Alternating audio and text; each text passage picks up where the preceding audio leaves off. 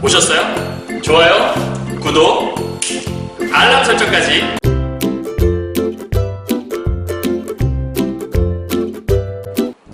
안녕하세요. 경화여고 2학년 학생 여러분, 그리고 전국에서 수능 문학을 공부하시는 학생 여러분 만나서 반갑습니다. 선생님은 세계 최강 국어쌤 조인숙 선생님입니다.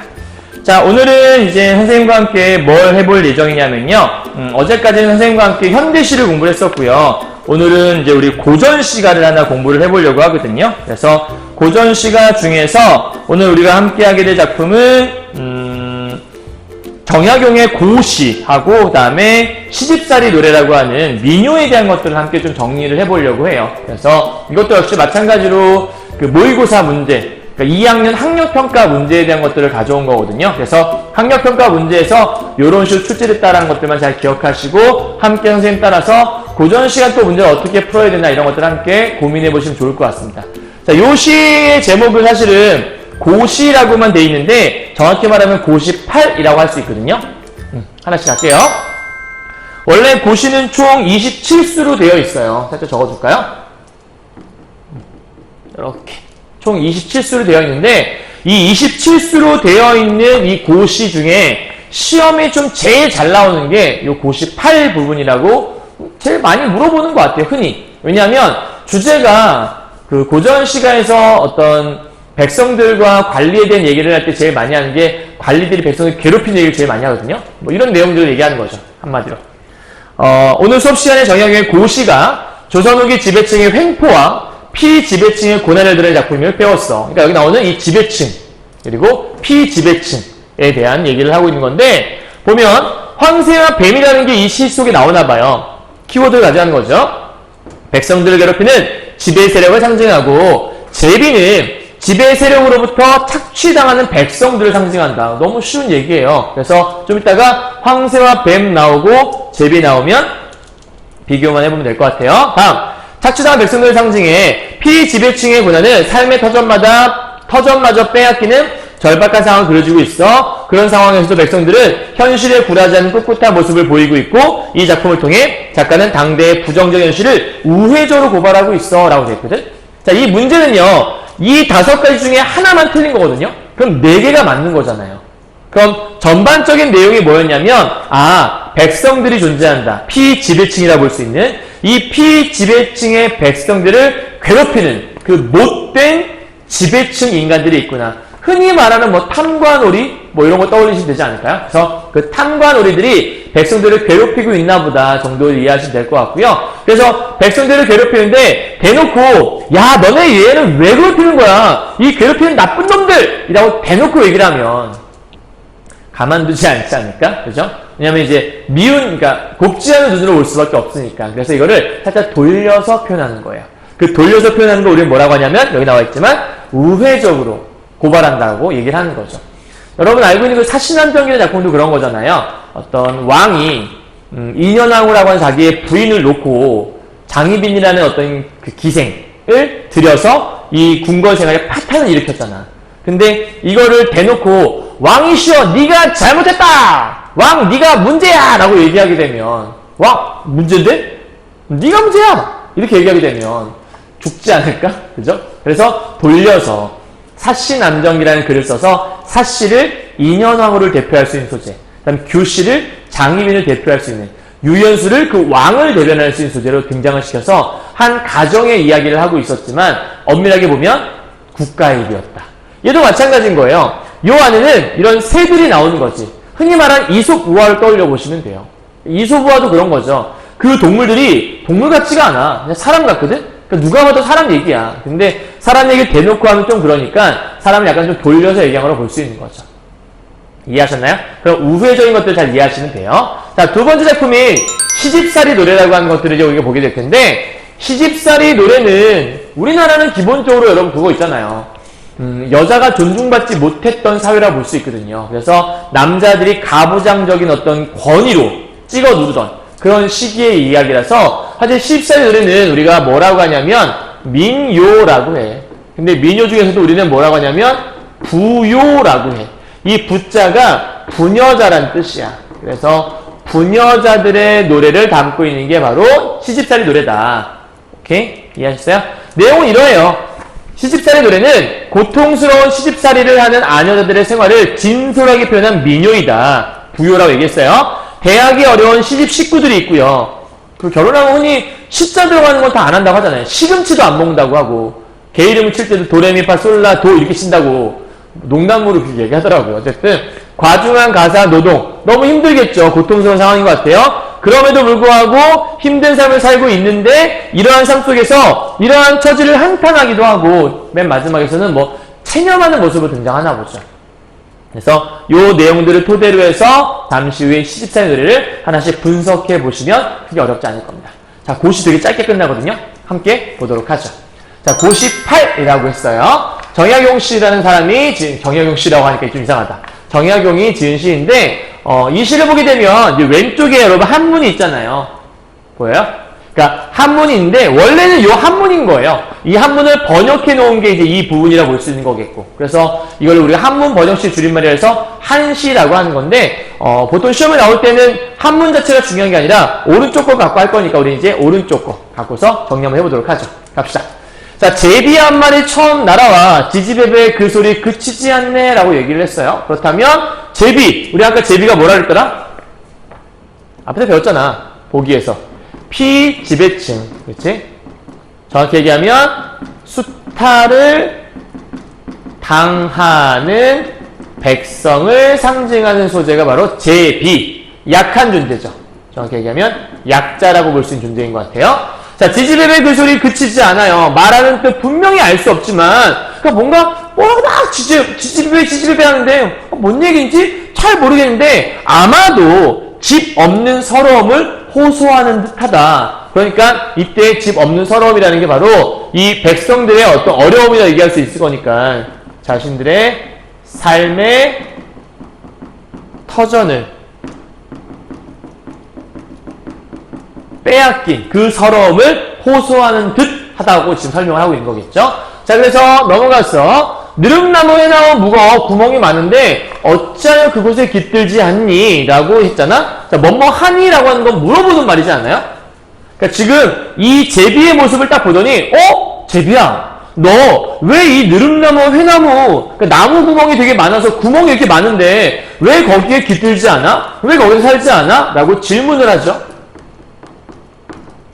그럼 질문을 하게 되면 대답을 하지 않을까? 맨 마지막에 그렇다오라고 하는 거죠. 여기 부분이 대답이라고 볼 수 있을 것 같아요. 아, 그렇다면 이 작품이 제일 중요한 건 대화 형식으로 되어 있는 작품이구나. 요거를 일단 여러분이 하나 이해해야겠네요. 정확하게. 그쵸? 그래서 이 두 군데를 기억해야 되겠고요. 그럼 여기서 느릅나무 회나무라는 공간, 요게 지금 뭐 하는 공간이냐라고 물어보는 거예요.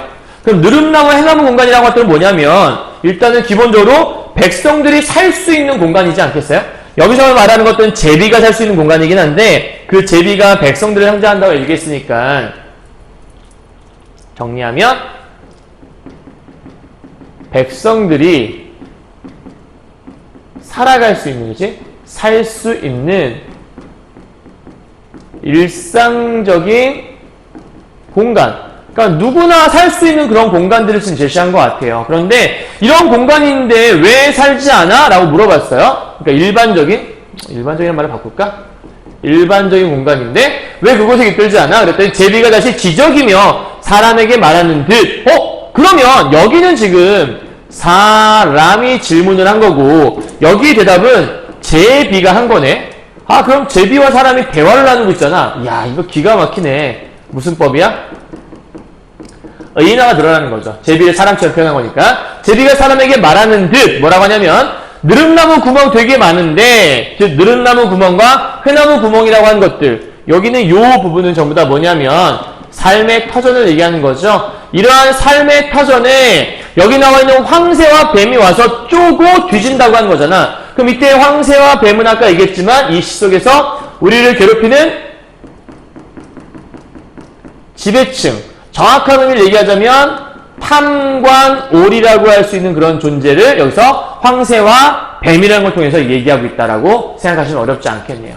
요 당시에 그런 일이 있었대요. 그 문헌을 조사해보면 어떤 수확물에 한 3분의 1 정도를 세금으로 떼갔대요. 그러니까 100만 원을 벌면 30만 원을 떼가는 거예요. 도둑놈들이지. 그리고 기가 막힌 건 되게 농사도 지을 수 없을 법한 땅 있잖아. 그런 땅을 세금을 매기면 안 되는 거거든. 근데 그런 땅에조차도 세금을 매겨서 세금을 뜯어갔대요. 그러니까 수익이 안 나는 땅인데 갖고 있다는 이유로 뜯어가는 거죠. 그러니까 얼마나 나쁜 놈들인 거야. 그치? 그래서 이 내용을 보게 되면 야 이거는 황새와 뱀이 제비를 괴롭히는 이야기네. 자연 정말 냉철하다. 이렇게 얘기할 수 있겠지만 자연의 얘기가 아니라 사실은 인간 얘기이기 때문에 우회적으로 돌려 말하는 거라고 설명하고 있는 거죠. 이해하셨어요? 자 그럼 주제를 보자면 이렇게 볼 수 있겠죠. 주제는 삶에 터져있는 이런 백성들의 부당한 현실을 지금 비판하고 있는 작품. 그러니까 백성들이 얼마나 힘들게 살고 있는지 사실 비판의 대상은 이제 그 나쁜 탐관오리가 되는 거겠죠. 그리고 우의적인 작품이다, 우회적이다 같은 말이라 보시면 돼요. 우의적이란 말 쓰는 건 그 보통 돌려 말한다는, 그러니까 간접적으로 돌려 말하는 건데 여러분 요거랑 살짝만 좀 구분하시면 돼요. 굳이 구분할 필요 없을 것 같긴 한데 우화라고 하는 건 동물 있잖아. 동물들을 가지고서 만드는 거거든. 그러니까 사람 이야기인데 동물 통해서 가져오는 거니까 얘는 우화적이란 말도 쓸 수가 있어. 근데 아까 말했던 사시남정기는 우화적이진 않아. 그건 동물 갖고 얘기하는 게 아니니까. 그 사시남정기는 우의적이라고 해야 더 적절한 표현이라고 볼 수 있겠죠. 이해했어요? 오케이?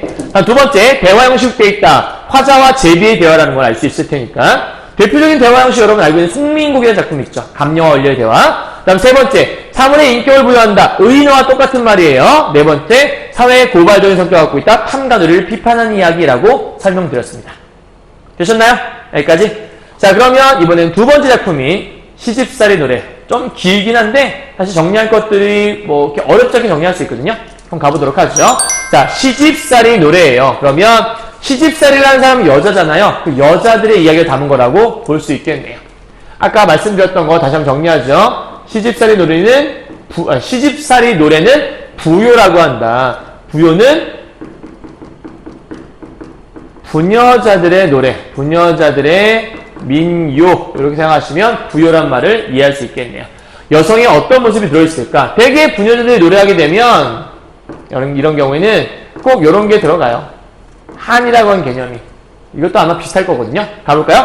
형님 온다, 분고개로 형님 온다. 끊어보자, 요렇게 한번 끊어보자. 그러면 여기를 A, B, A 이렇게 그죠?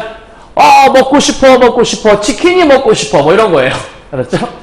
자, AA, BA 구조라고 하는 건 뭐냐면 기본적으로 A, B, A는 A가 세 번이 반복되고 있잖아요. 그러니까 이 A를 뭐 하는 거냐면 강조하기 위한 부분인 거고요. 마찬가지로 반복됐기 때문에 아까 앞에 설명했던 운율이 형성되는 것들도 함께 집어낼 수 있어야 돼요. 됐어요?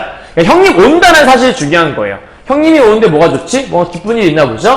형님 마중 누가 갈까? 형님 마중 누가 갈까? 형님 동생 내가 가지. 그럼 지금 이 말을 하고 있는 사람은 동생이라는 걸 알 수 있겠네? 형님, 사촌 형님. 그러면 여기까지의 대화는 누구 이야기냐면 사촌 동생의 말. 이란 걸 알 수 있어요. 자, 동생이 뭘 물어봤냐면 형님, 시집살이 어떻대까? 시집살이 어때요? 어때요? 왜냐면 자기는 결혼 안 했으니까 언니 결혼생활 어때? 좋겠다, 부러워, 뭐 이런 거 같아요. 그죠? 그러니까 지금 일단은 사촌 동생의 말이 물어봤으니까 질문이라고 볼 수 있겠죠? 그럼 요 밑에 부분은 뭐냐면 다 대답 부분이거든요. 사촌 언니가 대답을 하는 거예요. 그럼 얘도 마찬가지로 무슨 형식이냐면 대화 형식을 가지고 작품을 만들고 있다라고 생각하시면 어렵지 않겠네요. 오케이? 됐죠? 자, 그러면 이제 언니의 얘기를 한번 지금부터 함께 들어보도록 하죠. 자, 이해 그 말 말아. 이해가 뭐야? 예, 뭐 이런 게 아니죠. 야. 그러니까 그 애를 부르는 말이죠. 얘야, 아우, 말도 마라. 시집살이 완전 개집살이야. 이렇게 얘기해요. 약간 랩 같지 않니? 요, 시집살이, 개집살이. 뭐 이렇게 약간 얘기하는 것처럼. 그러니까 지금 시집과 개집이라고 약간 비슷한 말을 가지고서 살짝 말장난해 놓은 거거든. 그러면은 우리가 언어 유희라고 할 수 있는 부분인 거야. 그러니까 언어 유희를 통해서 시집을 개집에 비유한 거지. 그 시집은 개집이다. 이렇게 비유한 거야. 우리 시집, 개집. 뭐 이런 비교한 거라고 볼 수 있는 거예요. 자, 요거는 이 언어 유희를 통해서 일종의 재밌게 해학적인 표현을 이렇게 해놨다고 보시면 될 것 같아요. 그러니까 너무 좀 이렇게 힘들었던 건데 힘든 것들을 웃음으로 풀어내고자 했던 거죠. 그래서 앞밭에는 당추를 심고요. 당추는 고추야, 얘들아. 근데 뒷밭에는 고추 심었대. 그럼 이상하지 않아? 앞밭에 고추 심고 뒷밭에 고추 심어. 그러니까 맞히는 거잖아. 앞밭에 뭐 심었어? 앞밭에는 고추 심었지. 뒷밭에는 고추 심었지, 이거잖아. 근데 똑같은 고추 심고 고추 심다고 얘기하면 뭔가 좀 너무 단조롭잖아. 그런 걸 피하기 위해서 일부러 그냥 다른 비슷한 말만 가져왔다고 보시면 돼요. 고추의 한 종류라고 보시면 돼요. 자, 그러면 앞밭에는 블라블라, 뒷밭에는 블라블라 돼 있으니까 기본적으로 대꾸라는 표현 기법은 알 수 있겠네. 다음, 고추장추 맵다 해도 시집살이 더 맵더라. 와, 맵다라는 거. 시집살이는 매울 수가 없어. 일단은 맵다란 말 썼으니까 우리가 미각적인 이미지 썼다고 볼 수 있는 건데 미각적 심상을 통해서 뭘 얘기하고 싶었냐. 너 여기 손이 맵니? 그러면 손을 띄면 손을 마셔봤을 때 손이 매워! 라고 하면 진짜 매운 거야? 손이 짬뽕 맛이 나 뭐 이런 거야? 그런 거 아니지, 그치? 그러니까 이때 맵다라는 건 뭐냐면 독하다는 거니까 지독하다. 이런 의미로 볼 수 있지 않을까? 그러니까 뭐 지독하다라고 얘기하는 건 한마디로 말해서 너무 고통스럽다 이런 얘기를 하고 싶었던 것 같아요. 자, 근데 밑에 보게 되면 둥글둥글 수박 씻기, 밥 담기도 어렵다. 밥을 담았는데 이렇게 동그랗게 돼 있으면 이게 잘 서겠어? 밥이 잘 안 설 거 아니야, 그치? 그러니까 뭔가 밥상을 차리는 게 힘들었나 봐. 그리고 도리소바 수저놓기 더 어렵대. 그러니까 지금 요거는 밥상 차리는 거에 대한 얘기를 하는 것 같은데 이 며느리들이 보통 이제 시집을 가게 되면 밥상 차리는 일을 혼자 다 해요. 그래서 밥상 차리는 그 예절이, 상 차리는 예절이 얼마나 어려웠는지를 보여주는 부분이라 볼 수 있어요. 또 하나, 오리 물을 길어다가 십리방아 찧었대. 그러니까 그 먼 길을 걸어서 물을 길어다가 더 먼 길을 가고 방아를 찧어다가 9솥, 솥이 9개나 있는데 그 9솥에 불을 다 떼고 12개의 방에 가서 자리를 다 이부자리를 걷어. 그러니까 이걸 여자 혼자 하고 있잖아. 이거 얼마나 불합리한 일이야. 그러니까 이 여자가 얼마나 힘든, 그러니까 이 부분은 지금 굉장히 과중한 이 여자의 가사 노동에 대한 부분을 얘기하는 거죠. 옛날에 이런 일이 비일비재했다라는 거예요. 이 여자가 지금 이사가 집은 되게 부잣집인 것 같아, 그치? 왜냐면 솥을 9개나 놓고 그만큼 식구가 많다는 얘기겠죠. 12개의 방이 있다는 얘기는 진짜 식구가 많다는 얘기겠고. 근데 그 방에 자리를 다 혼자 걷고 있으니까. 그래서 얼마나 힘든 삶을 살고 있는 거예요. 그죠? 다음이요.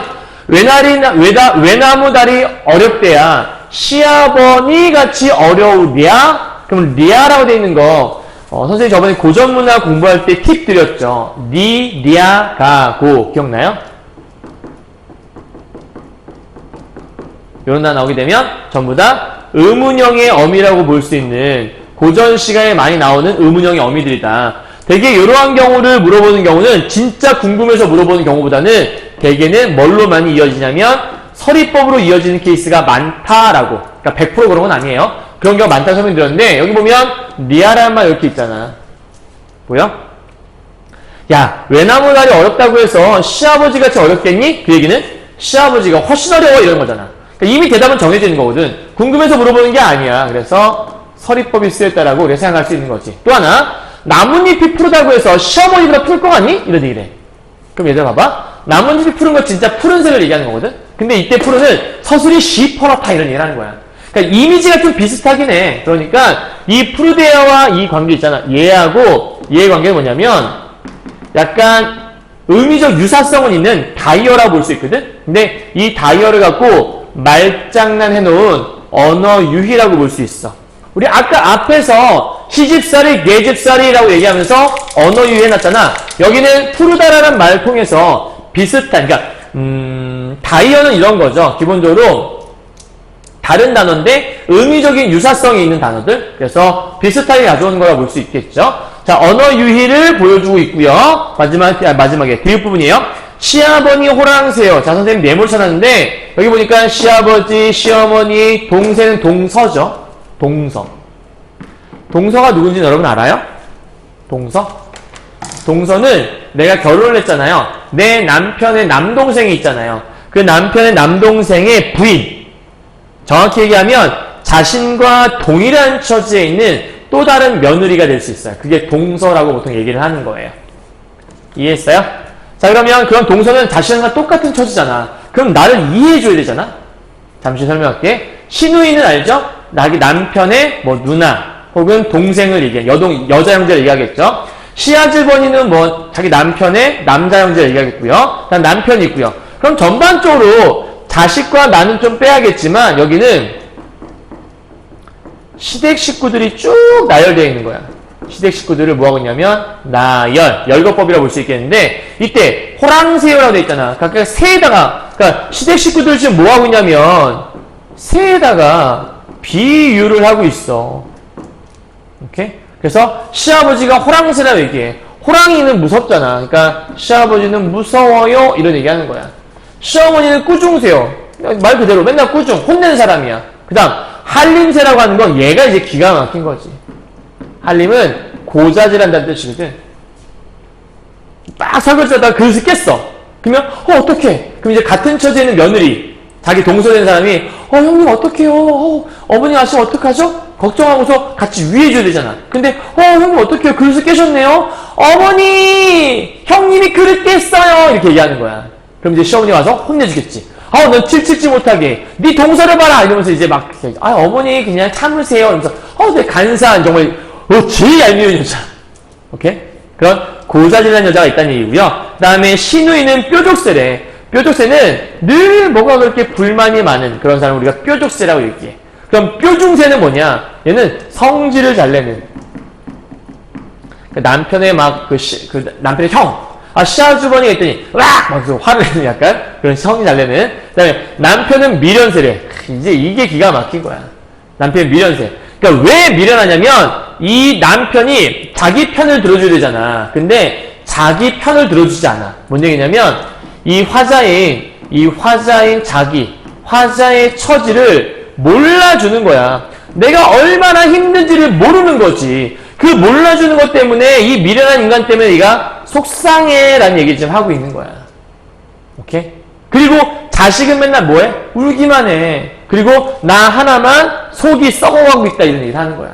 재밌는 표현이지. 시댁 식구들을 새에다가 비유하고 있다는 거니까 좀 재밌는 표현이라고 볼 수 있겠고요. 나중에 시험에 나온다면 이제 이 새들의 의미 자체를 물어보는 것보단 이런 어떠한 방식을 취하고 있는가 이런 걸 물어볼 수 있겠죠. 뭐 나열도 될 수 있겠고 문장 구조 자체가 비슷하니까 대꾸라는 말도 함께 쓸 수 있겠네요. 그렇죠? 이해했죠? 그러면 시댁 식구들을 새에다 비유한 이유가 뭘까? 나름대로 재밌게 해학적으로 묘사한 거라고 보시면 그게 어렵지 않겠네요. 자, 나열도 있고요. 비유도 있고요. 그 다음에 대꾸도 있고 다양한 표현기법이 들어있어요. 넘어갑시다. 귀 먹어서 3년이요. 눈 어두워 3년이요. 그 다음에 말 못해서 3년이야. 그러면 3 곱하기 3은 총 9년 아니겠니? 그래서 석3년은 9년을 얘기하는 건데 귀 먹어서라는 게 뭔 얘기냐면 수많은 얘기들이 들릴 거야. 근데 그 얘기를 들으면서 다 하나하나 신경 쓰면 못 살거든. 그래서 그냥 들어도 못 들은 척 하고 살아. 그 다음에 눈 어두워. 진짜 눈이 어둡다는 얘기가 아니라 뭔가 봤어. 근데 그냥 못 본 척 하고 사는 거야. 이거 하나하나 다 보고 살면 너무 힘드니까. 그리고 말 못해서 라고 얘기하는 건 말을 하지 않고 참는 거야. 말하지 않고 참고서 3년을 견딘 거지. 그렇게 석삼년이라고 하는 9년을 살고 보니까 되게 오랜 시간 살았죠. 그랬더니 백꽃 같은 요년, 백꽃은 얘들아 백꽃이 하얀색이거든. 그러니까 흰색은 뭔가 순수하잖아. 그럼 백꽃과 호박꽃 딱 보면 어떤 게 더 예쁠 것 같아? 당연히 백꽃이 더 예쁘겠지, 그치? 그러니까 이쪽은 플러스, 이쪽은 마이너스 꽃을 얘기하는 거야. 그럼 3단 같은 요네머리, 그러니까 머리가 이렇게 막 윤기 흐르는 그런 머리를 3단 같은 머리. 근데 비사리춤 밑에 뭐라 나와 있냐면 쌀이 남을 껍질에 내가 다 거칠어진 머리인 거야. 거칠어진 머릿결. 마이너스겠지. 백옥 같던, 백옥도 흰색이잖아? 굉장히 예쁘고 막 하얀 산결 이런 것들이 오리발이 됐대. 왜 오리발이 했을까? 설거지를 하도 많이 하고 물을 하도 많이 묻혀서. 그러니까 정리하면 이쪽에는 요 모습 있잖아. 여기는 요 플러스의 모습들은 전부 다 젊고 아름다운 모습을 얘기한다면 이거와 반대해서 이쪽의 모습은 젊고 아름다운 게 아니라 늙고 추해진 모습을 보여주는 거야. 그럼 이거는 어떻게 구분할 수 있냐면 이렇게 끊을 수 있겠지. 왼쪽의 모습은 혼인 전의 모습일 것이고 오른쪽의 모습은 혼인 후의 모습이라 볼 수 있겠네. 이 두 개가 서로 대조를 이루고 있는 모습이라고 생각하시면 어렵지 않겠죠. 그럼 이걸 통해서 지금 화자가 자신의 신세, 자신의 처지 이런 것들을 뭐 하고 있는 거냐면 한마디로 한탄하고 있는 부분이라고 보시면 어렵지 않겠네요. 되셨나요? 그럼 여기에 자신의 신세 한탄을 위해서 가져온 표현 기법이 뭐냐면 대조다라고 생각할 수 있겠죠. 그리고 위아래가 각각이 구조가 좀 비슷해 보이니까 대꾸도 요 안에 숨어있다라고도 볼 수 있겠네요. 되셨어요? 오케이. 자, 이제 마지막 부분인 것 같아요. 마무리합시다. 열쇠무명 반물치마 눈물 씻기 다 젖었네. 그러니까 지금 치마가 눈물을 다 젖고 있다는 얘기예요. 두폭부지 행주치마 콧물받기 다 젖었네. 결국 눈물 콧물 다 쏟고 있다는 얘기니까 서럽고 슬프고 울고 있는 모습이겠죠? 자, 울었던가 말았던가 베갯머리 소 잃었네. 그러면 내가 지금 열심히 울었잖아. 그럼 뭐가 나올 거냐면 눈물이 나오겠지. 근데 소라고 하는 건 연못을 얘기하는 거거든. 하도 많이 울어서 뭐 했단 얘기야? 내 눈물이 모여서 뭐가 됐니? 연못됐네 이런 얘기야. 와, 눈물이 모여서 연못됐네 이런 얘기야. 그럼 얼마나 울면 그 눈물이 모여서 연못이 되겠어? 얼마나 울어야 될까 얘들아? 지금부터 열심히 울어봐요. 연못을 만들 수 있는가? 이거는 말이 안 돼요. 일종의 과장이라고 볼 수 있는 거지. 과장. 오케이? 그러니까 이 과장을 통해서 그 눈물로 연못을 만들었다? 자신의 고통, 자신의 힘든 이 고통을 강조하고 있는, 자신의 슬픔을 강조하고 있는 부분이 이 과장을 통해 드러나고 있는 거고요. 그런데 이렇게 힘든데 그럼 난 누구 의지에 살아야 돼? 그것도 연못이라고 거위 한 쌍, 오리 한 쌍이 떼지어 들어온대. 그럼 이때 거위와 오리가 야 이게 진짜 눈물이 연못을 만들어갖고 그 연못을 타고 들어오는 거위 오리가 있으면 이건 판타지지. 근데 그게 아니라 그랬잖아. 그러면 이것도 연못이라고 오리가 들어온다는 얘기는 오리가 누군가를 상징하는 거거든. 근데 내가 이렇게 슬퍼 울고 있을 때 우리 시댁 식구들은 나를 위해 위로해 줄 리가 없거든. 그럼 이때 거위 한 쌍과 오리 한 쌍은 누굴 얘기하는 거냐면 자신의 자식들을 얘기하는 거야. 오케이?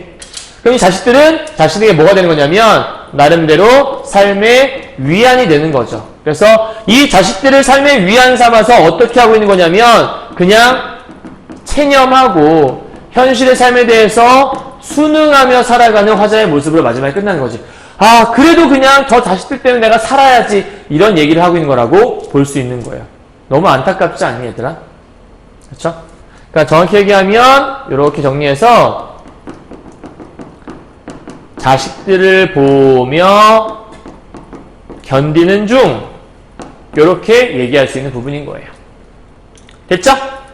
자 정리 끝이에요. 자 그러면 주제 정리해봅시다. 이 작품의 주제는요 시집살이의 한과 체념을 담고 있는 내용이라 볼 수 있겠고요. 그 다음에 언어 유희를 요 안에 담고 있다고 아까 설명드렸죠. 언어 유희, 그 다음에 해학적인 표현이 요 안에 들어있다. 그리고 두 번째로 대화 형식을 취하고 있고요. 사촌 동생과 사촌 언니가 대화를 나누고 있는 모습이 있죠. 다음 세 번째 비유, 대조, 열거, 대꾸, 설이 되게 많은 것들이 이 안에 들어있다는 걸 확인할 수 있겠고요. 네 번째 시댁 식구들의 모습을 통해서 새 비유하고 있다. 아까 이런 모습이 있었는데 요거는 해학적인 표현을 가져오기 위해서 이런 걸 가져왔다고 설명했었어요. 됐나요? 자 그러면 정리 다 했고 우리 문제 풀어서 정리 이제 마무리하면 될 것 같아요. 갑시다. 자, 반어적인 표현 사용해서 공통점 찾는 거예요, 가와나. 반어 있었니, 얘들아, 여기? 반어가 있나? 내 속이 썩어간다. 근데 사실은 안 썩었어. 뭐 이런 거 있나? 그런 거 없잖아. 일단 대화 형식. 이거네. 아까 가번 같은 경우에는 사람과 제비의 대화였고, 지금 방금 봤던 시집살이들은 사촌 언니와 동생의 대화였으니까 답은 쉽게 2번이라고 알 수 있겠네. 3번의 시간의 흐름 같은 경우에는 딱히 보이지 않죠? 네 번째 감각적 이미지는 아까 뭐 푸르다는 거 있으니까 시각적 이미지가 있긴 있는데 자연의 아름다움을 노래하는 건 아닌 것 같고 가번 같은 경우에는 더더욱 없지. 그치? 지지배배니까 소리, 청각적 심상은 있다. 그럼 청각은 있는데 자연의 아름다움이 아닐까. 그러니까 둘 다 가는 청각이 있고 나는 시각이 있는데 감각적 이미지는 있으나 자연의 아름다움을 드러내는 건 아니니까 틀렸다고 볼 수 있겠고, 다섯 번째, 자연물의 감정을 이입했다는 감정이입인데 감정이입이라고 할 수 있는 소재가 이 안에 없어. 그렇지? 답이 안 된다고 볼 수 있을 것 같아요. 답은 2번이에요. 44번 문제입니다. 우리 아까 봤던 거네요. 읽어볼까? 황새와 뱀은 백성을 괴롭히는 지배 세력. 맞지? 제비는 지배 세력으로 착취당하는 백성들. 맞지? 다음, 피지배층의 삶의 터전마다 빼앗긴 상황. 맞지?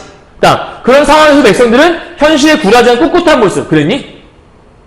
거기서 못 살겠어. 이런 얘기 하지 않았나? 그러니까 꿋꿋한 모습은 아닌 것 같은데? 자, 그러면 아까 쓰려다 말았었는데 이렇게 백성들을 괴롭히는 이 지배층의 행포 있잖아. 이거를 우리가 사자성어를 뭐라고 하니? 경화여고 학생들 알죠? 가렴주구라고 하죠. 그죠? 이번에 우리 7, 8, 9반은 수행평가 때. 다른 반도 했던 것 같은데? 가렴주구라고 하고요. 이걸 5글자로 보면 가정맹어호라고 하죠. 그죠? 가정맹어호는 가혹한 정치가 호랑이보다 무섭다라고 하는 이야기. 가정맹어호에 얽힌 이야기 여러분 아시죠? 뭐 그런 거죠. 김창엽의 산민이라는 작품이 나오는 건데, 산에서 호랑이가 산다는데도 불구하고 산에 살고 있는 백성들이 있는 거예요. 그래서 아니 왜 이렇게 위험한 산에 삽니까? 저기 평지를 놔두고. 그랬더니 평지에 살면 좋긴 한데 평지에는 탐관오리가 있잖아요. 여기는 호랑이가 살고 있어서 무섭긴 한데 호랑이보다 더 무서운 게 저 탐관오리예요. 그 가혹한 정치가 더 무서워요. 그래서 우리는 그래서 이 산에 사는 거예요 라고 설명하거든. 그게 이 가혹한 정치가 호랑이보다 무섭다는 말을 설명하는 거예요. 알겠죠? 답은 몇 번이냐면 4번이라고 알 수 있겠네요. 자, 마지막 45번 문제 풀고 이제 마무리할게요. 시집살이 노래는 고통스러운 시집살이를 하는 아녀자들의 생활을 진솔하게 표현한 민요라 볼 수 있는 건데, 여기 보니까 아까 대하기 어려운 시집 식구 나와요. 과중한 가사 노동 나오고 한탄하고 체념하고 나온다고 설명돼 있죠. 자, 문제 풀어보죠. 1번. 기영에서 고추당추는 시집살이의 고통. 아까 맵다란 말 했으니까 틀린 말 아니겠네. 2번. 니은에서 오리와 심리를 활용해서 감당해야 할 노동의 과중함. 아까 그 멀리까지 물기로 오고 막 하는 모습이 있었잖아. 그게 과중한 노동이었지. 세 번째요. 호랑새와 꾸중새를 활용해서 시아버지와 시어머니를 대하기 힘든 존재로. 아까 무서운 존재, 호랑새. 꾸중하는 존재, 시어머니. 얘기했던 것 같죠? 다음 4번이요. 백꽃과 호박꽃을 대비해서 초라하게 변한 자신의 모습을 한탄하고 있다. 그치. 백꽃은 젊었던 플러스의 모습, 그 다음에 호박꽃은 마이너스의 모습이니까 초라하게 변한 자신의 모습이라고 볼 수 있겠지. 5번. 미음에서 거위와 오리에 빗대어 현실에 대응하지 못하고 체념하는 자신. 그럼 거위와 오리가 자신이야?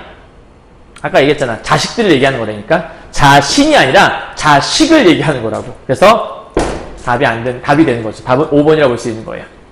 되셨나요? 자, 정리 끝이라고 볼 수 있습니다. 자, 오늘은 이제 요 고전 문학을 갖고 정리했었는데요. 이제 다음 시간에는 상사별곡이라고 하는 가사 문학 하나 정리를 할 거예요. 그래서 가사 문학이 사실은 좀 더 어렵긴 하지만 앞에 있는 요 고시나 여기 나와 있는 민요들도 내용이 크게 어렵진 않거든요. 정리만 잘 하시고 내용을 보면서 표현 기법이 어떻게 들어가 있는 정도. 시험에서 주로 많이 물어보는 게 표현 기법, 전개 방식, 내용 확인 문제 이런 거 많이 물어보잖아요. 또한 다른 작품과 비교하기도 하고. 그래서 그런 식으로 잘만 이해해 주시면 크게 어렵지 않을 거라 생각이 듭니다. 그래서 우리가 오늘 봤던 그 정약용의 고시는 워낙 짧은 시잖아요. 이런 시들은 비슷한 주제에 있는 시들이 많이 있을 거예요. 가령 예를 들면 뭐 김창엽의 산민이라든지 아니면 또 여러 가지 있는데 갑자기 이재현의 사리화라는 그런 시들이 많이 있거든요. 그래서 함께 연계해서 알아두시면 훨씬 더 좋을 것 같아요. 이해하셨죠? 자, 오늘 수업 여기서 마무리하고요. 우리 다음 시간에 상사별곡으로 만나도록 하죠. 오늘 수업도 고생하셨습니다. 수고하셨습니다.